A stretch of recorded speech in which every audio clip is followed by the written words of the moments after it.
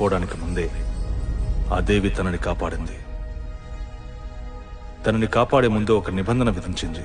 ఇకపై హస్తర్ని ఎవరు కొలవరు, అందరూ తన పేరుని మర్చిపోతారని చెప్పింది.